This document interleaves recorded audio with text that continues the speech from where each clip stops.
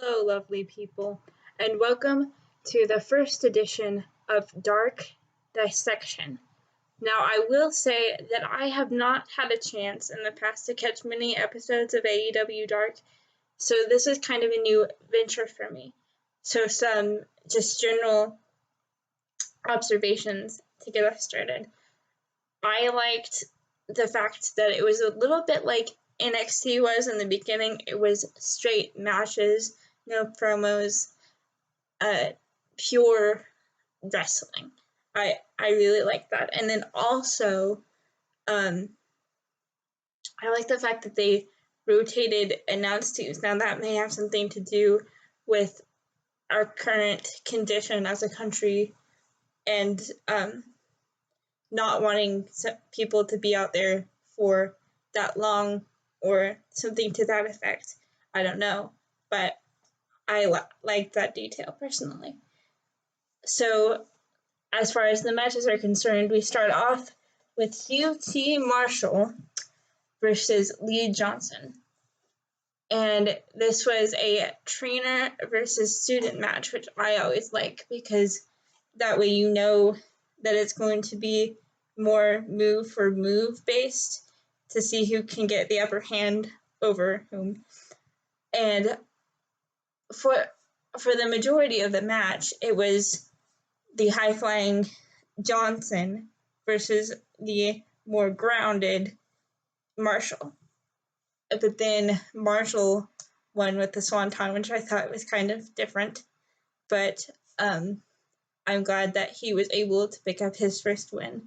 And another observation that I made during that match was I like Cody as a commentator, and I like Tony Schiavone as a commentator, but they haven't figured out a way to gel yet. And I get that not only from this edition of AEW Dark, but also from recent previous editions of Dynamite. And that doesn't mean that they won't figure out a way in the future. It's a little awkward right now. So then the next match is Ryan Piles versus Wardlow. And first of all, I like the fact that MJF has a heater in general because he's a relatively smaller guy in as far as the wrestling business is concerned. And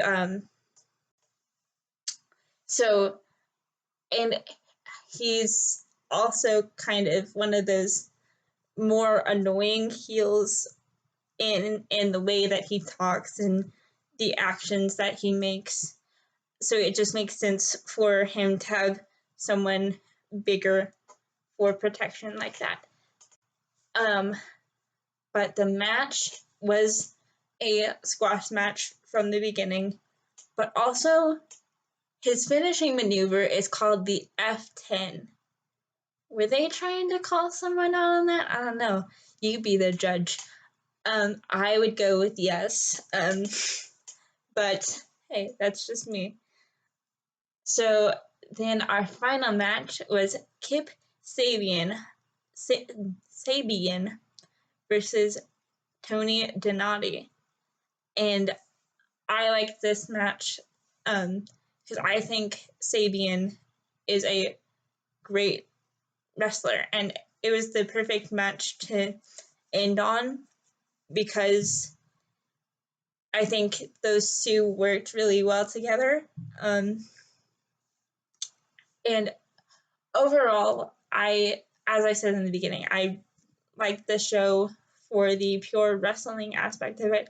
I do think that there were a couple little bugs that they could work out, but all in all, it was just great wrestling, man, and that's what I love. So comment below, tell me what you think about it. Like, share, subscribe, all that fun stuff. And take care of yourselves until next time.